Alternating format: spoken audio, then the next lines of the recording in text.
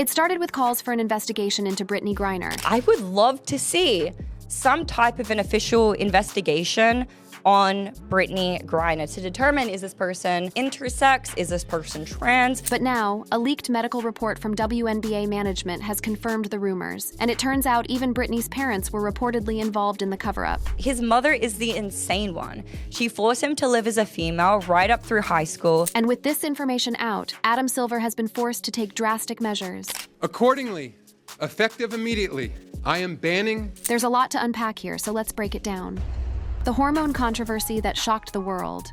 It looks like Brittney Griner might not be who many thought she was. According to a leaked medical report, the WNBA star may not be fully female. The entire controversy began after a series of images and videos that surfaced online, claiming to show Brittney Griner in compromising situations that have led many to question her biological sex. The most damning piece of evidence comes from what appears to be an old Instagram story, allegedly posted by Griner herself, showing her shirtless in what many observers claim reveals a distinctly male chest structure. The video that's causing the biggest stir shows this alleged Instagram post, and the commentary is explosive. This video actually resurfaced. It's an Instagram story from, I believe it says 109 weeks ago, and it was recently leaked on Twitter. But here's where it gets really interesting. The analysis of this footage has raised some compelling questions about Brittney Griner's gender. According to critics, there's a reason why AI detectors didn't flag her topless video as nudity. There's a lot of AI detections in these things. Like, you can't post anything like that on social media without it being detected.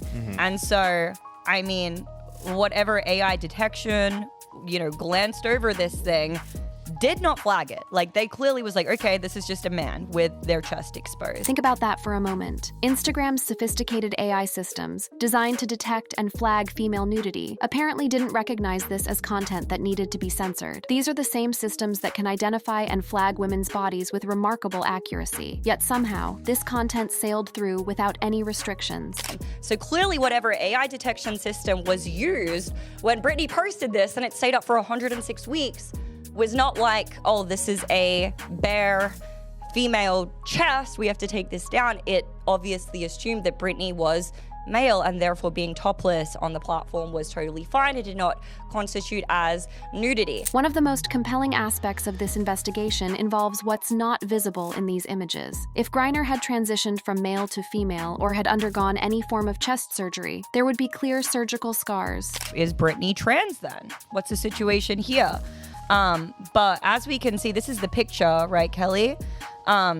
There aren't any top surgery scars. This raises a crucial point that many investigators have seized upon. If Griner had undergone any form of gender transition or medical procedures, there would be visible scarring. The complete absence of any surgical scars in these images has led many to conclude that what we're seeing is not the result of any medical intervention, but rather natural male anatomy. And there are some great surgeons out there, don't get me wrong, but I don't see any scars on Brittney's chest that would be indicative of a double mastectomy or like top surgery in general for gender transition. This observation leads to a startling conclusion about what we might actually be looking at. And that just looks like the chest of a 13-year-old boy. I know that because I have a 14-year-old boy at home. The allegations have gained tremendous traction on social media platforms, with viral posts accumulating millions of views. And this post got 2.3 million views and states that this is the truth about Brittney. Brittney is a weird case. He's a man, yes, that much is obvious, but not in the way that you think. He isn't trans. He's a straight cis male who was raised as a girl and given a girl's name by his parents. The post continues with even more shocking allegations, stating that Brittney's mom knew all along and was the mastermind behind this whole controversy. His mother is the insane one. She forced him to live as a female right up through high school, filled out all of his paperwork, including BC as female, and kept the charade going. These claims, if true, would represent one of the most elaborate deceptions in sports history. He played on girls' sports teams because his papers said he was a girl. He had to keep pretending in college, stay in women's teams, and now he just has to keep barely pretending to stay in the WNBA. These allegations are wild, and it seems Adam Silver is determined to sweep everything under the rug and hope it blows over quietly and save his face. But this isn't the first scandal Brittney Griner has been involved in. From international scandals to domestic abuse, the WNBA player is no stranger to controversy. The avalanche of controversies. But the hormone controversy is just the tip of the iceberg when it comes to the storm of controversies that have followed Brittney Griner throughout her career, like a dark cloud that refuses to dissipate. From domestic violence arrests that shocked the sports world, to international incidents that embarrassed an entire nation, from racial allegations that divided fan bases to patriotic debates that questioned her very loyalty to America, Griner's career has been a masterclass in how personal controversies can overshadow athletic achievement and create a legacy defined more by scandal than by success on the basketball court. On April 22, 2015, both Brittney Griner and her then-fiancé Glory Johnson were arrested at their shared home in Goodyear, Arizona, following a physical altercation that police reports described as mutual combat. But the details that emerged painted a picture of a relationship spiraling into violent dysfunction. The details of this incident paint a disturbing picture of a relationship characterized by systematic violence and emotional abuse that extended far beyond a single altercation. According to police reports and the WNBA's comprehensive investigation, the fight began as a verbal dispute and quickly escalated into physical violence lasting approximately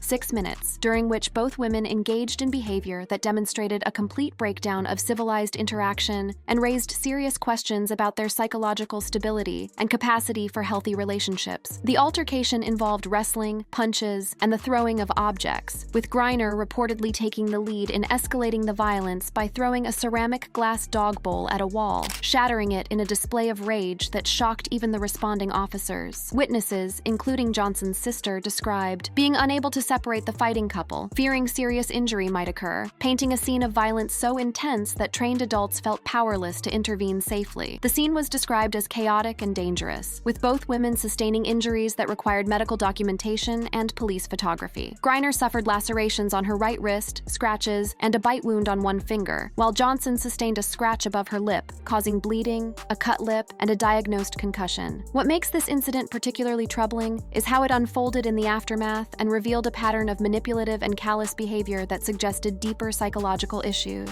On April 28, 2015, Griner pleaded guilty to misdemeanor disorderly conduct while the assault charge was dismissed. She entered a diversion program requiring 26 weeks of domestic violence counseling, a detail that underscores the severity of the situation despite the reduced charges and suggests that legal authorities recognized the need for intensive intervention to address violent behavioral patterns. But here's where the story takes an even more bizarre and psychologically disturbing turn that revealed the depth of dysfunction in their relationship. Just days after this violent confrontation that left one woman with a concussion, on May 8, 2015, Griner and Johnson got married in a ceremony that was featured in the New York Times. The timing was so shocking and psychologically inappropriate that it raised serious questions about the dynamics of their relationship and whether there were deeper psychological issues at play that extended beyond simple anger management problems. The WNBA responded by suspending both players for 7 games without pay, marking one of the longest suspensions for domestic violence in league history. The controversy deepened when, just one day after Johnson announced her pregnancy on June 4, 2015, Griner filed for annulment on June 5, 2015, citing fraud and duress. The timing was so callous and emotionally devastating that it sparked widespread criticism and raised serious questions about Griner's character, emotional intelligence, and capacity for empathy in intimate relationships. In amended court documents, Griner escalated the conflict by accusing Johnson of infidelity, claiming she had sexual relations with a man during their relationship and had concealed this emotional and sexual involvement. The public nature of these accusations and the bitter legal battle that followed painted a picture of a relationship built on deception, emotional manipulation, and a willingness to weaponize intimate details for legal advantage, demonstrating a level of cruelty that extended far beyond physical violence. The divorce proceedings revealed disturbing details about their relationship dynamics, with Johnson requesting $20,000 per month in spousal support, plus attorney fees. When that was denied by the court, the case became a protracted legal battle over child support for Johnson's twins, even though Griner had no biological connection to the children. But domestic violence wasn't the only controversy that would define Griner's public image and raise serious questions about her character and judgment. The unpatriotic narrative began building during the 2020 WNBA season when Griner and her Phoenix Mercury teammates refused to take the floor during the national anthem before games. But Griner went much further than simple protest. She actively campaigned for the complete elimination of the anthem from WNBA games, demonstrating a level of hostility toward American patriotic traditions that went far beyond peaceful demonstration. "I honestly feel we should not play the national anthem during our season. I think we should take that much of a stand. It shouldn't be part of sports," she revealed. Griner argued that the anthem had no place in sports, and that its inclusion seclusion distracted from athletic competition. The boldness of her stance went far beyond what other protesting athletes had advocated for, making her a lightning rod for criticism from patriotic Americans who saw her actions as fundamentally un-American and disrespectful to the country that had provided her with unprecedented opportunities. But perhaps the most explosive recent controversy involves allegations of racist comments directed at rising WNBA star Caitlin Clark, which have divided fans and raised serious questions about Griner's character and her true feelings about race and competition. The most prominent allegation arose from a game on May 22, 2025, between the Atlanta Dream and Indiana Fever, where cameras captured Griner appearing frustrated and mouthing words after fouling out, creating a viral moment that would spark nationwide debate about racism in professional sports. Without audio, lip readers on social media speculated she said, "trash fuck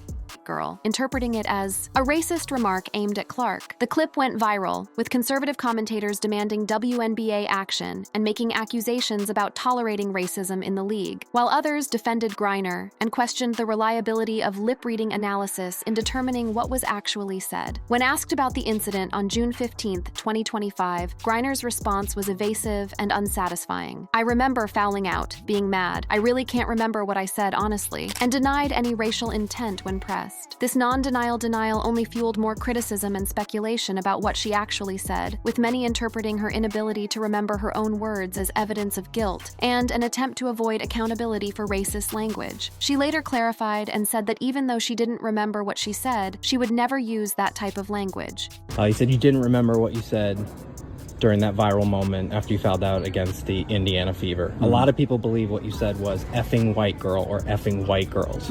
Is it possible that's what you said? No, would never say that. Like, there's no place for that in our league. Wouldn't say that. So even though you can't remember, you know that was not what you said? I know it wasn't that because I wouldn't use that type of language. The pattern of controversies extends to her international career as well, where her behavior demonstrated a level of carelessness and poor judgment that would ultimately embarrass her country and create a diplomatic crisis. Her arrest in Russia on February 17, 2022, for possessing cannabis oil. Vape cartridges wasn't just a case of bad luck. It was the result of careless behavior that put her in an extremely vulnerable position and created a situation that would cost American taxpayers millions of dollars and damage international relations. My packing at that moment was just throwing all my stuff in there and zipping it up and saying, "Okay, I'm ready." Griner herself admitted that her rushed packing was careless and that she had forgotten about the cartridges in her bag, a case of an athlete making a potentially catastrophic mistake through negligence and poor preparation, demonstrating a level of carelessness that would have serious consequences for herself, her family, and her country. The detention became a geopolitical chess piece, with Griner spending 293 days in Russian prisons, including forced labor in a penal colony, where she cut military uniforms for 10+ hours daily in freezing conditions. The conditions she described were undoubtedly harrowing, but the controversy remained. Should American diplomatic resources be expended on someone who had made such a careless mistake and who had previously shown such disrespect for American values and institutions? But the controversies don't end there and extend into numerous other areas that reveal a pattern of poor judgment and questionable behavior. Throughout her career, Griner has been involved in numerous on-court incidents that have raised serious questions about her temperament, sportsmanship, and ability to control her emotions under pressure. During her college career at Baylor, she generated controversy when she punched an opposing player, breaking her nose, leading to a suspension, and establishing a pattern of violent behavior that would continue throughout her career. But behind all these controversies is a player who's made a name for herself despite facing many setbacks. The career that defied expectations.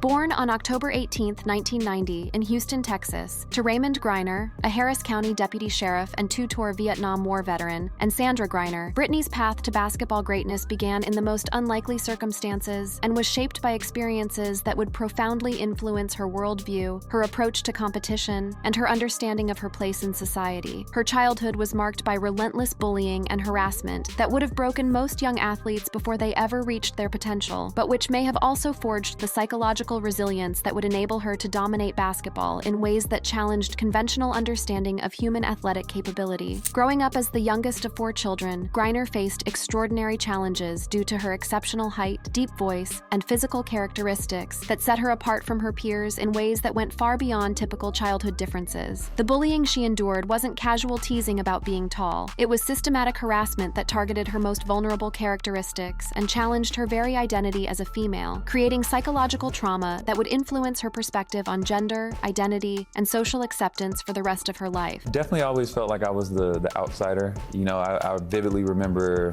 like 6th, 7th grade, you know, another girl literally came up to me, touched my whole chest and was like, see, she's not a girl. This was an isolated incident, but part of a pattern of harassment that extended far beyond the normal challenges faced by tall athletes. The harassment extended beyond school into her basketball travels, where she endured shouted taunts, including racial and homophobic slurs, creating a comprehensive environment of hostility that targeted multiple aspects of her identity simultaneously. Despite the emotional toll, or perhaps because of it, Griner found refuge and purpose in athletics, discovering that her physical differences, which made her a target for harassment in social situations, could become sources of unprecedented dominance on the basketball court. Her journey to basketball greatness began at Nimitz High School in Houston, where her unprecedented combination of size, athleticism, and skill began to rewrite the record books and challenge conventional understanding of what was possible in women's basketball, setting the stage for a career that would consistently push the boundaries of what fans and experts thought female athletes could achieve.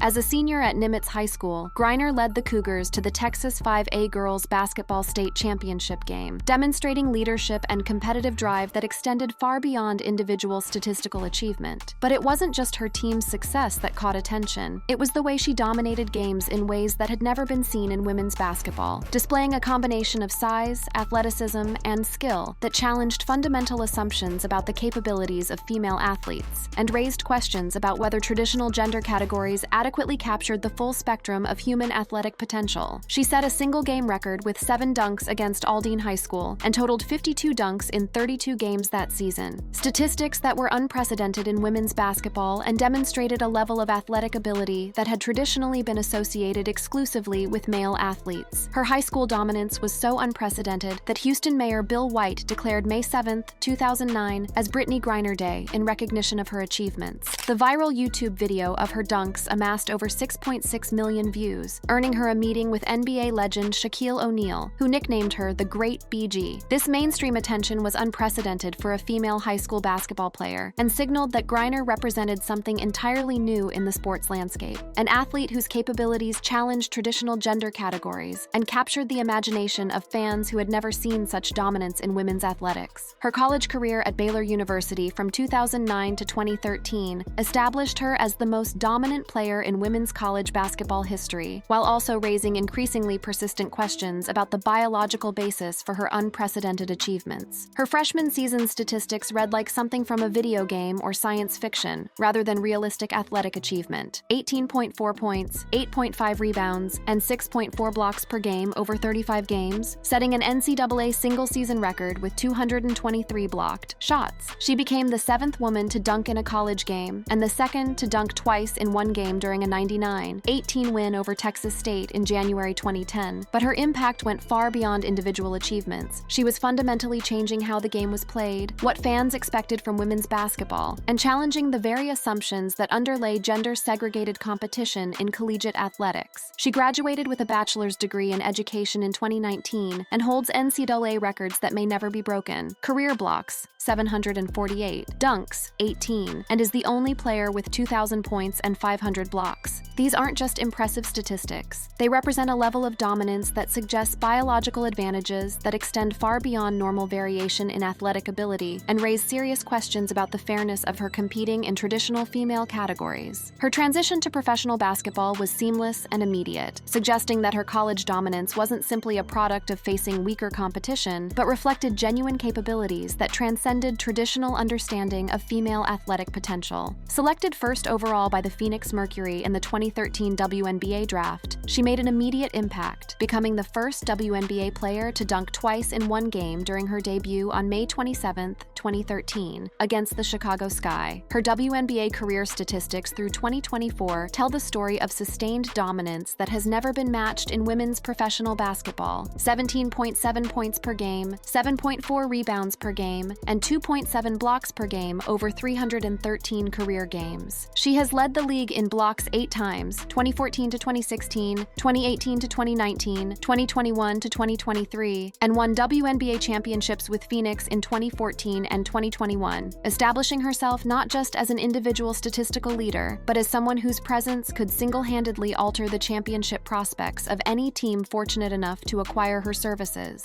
Her impact on team success has been so profound that it has raised questions about competitive balance and whether any single player should be able to influence outcomes to such a dramatic degree. She is a 9-time All-Star, 2013 to 2015, 2017 to 2019, 2021 to 2023, 2-time Defensive Player of the Year, 2014 to 2015, and 2-time scoring champion, accumulating individual honors at a rate that suggests capabilities that extend far beyond normal variation in athletic ability. She holds WNBA records for single-season blocks, 129 in 2014, and career blocks per game, 2.7, statistics that don't just represent excellence, but suggest a level of defensive impact that has never been seen in women's basketball and may never be equaled. But what makes these achievements particularly remarkable and controversial is the context in which they were achieved, and the broader questions they raise about the biological basis for competitive fairness in gender-segregated sports. Her international career includes representing the U.S. at the 2014 and 2018 FIBA World Cups, where she won gold medals and earned MVP honors, demonstrating that her dominance extended beyond American competition and represented capabilities that transcended cultural and geographical boundaries in women's basketball. She secured Olympic gold in Tokyo 2020 and Paris 2024, averaging 15.5 points and 6.3 rebounds in 2021, achievements that placed her among the most successful international competitors in the history of women's basketball, while also raising questions about whether her biological advantages created unfair competitive situations in international competition, where other nations may not have access to athletes with similar physical characteristics. Her overseas career was equally dominant, winning 5 EuroLeague titles, 2016, 2018 to 2019, 2021, and 4 Russian League titles while playing for UMMC Ekaterinburg. She earned EuroLeague Final Four MVP in 2018 and averaged over 20 points in multiple seasons, demonstrating that her dominance wasn't limited to American competition, but extended to the highest levels of international professional basketball, where she faced the best players from around the world and still maintained unprecedented levels of statistical and competitive dominance. Griner's career spans this transformation, making her both a catalyst for change and a bridge between the league's struggling early years and its current mainstream acceptance, while also raising questions about whether her biological advantages have created unfair competitive situations that may have contributed to reduced interest in women's basketball among fans who questioned the fairness of the competition. If you enjoyed watching this video, click on one of the boxes playing on your screen to watch more similar content.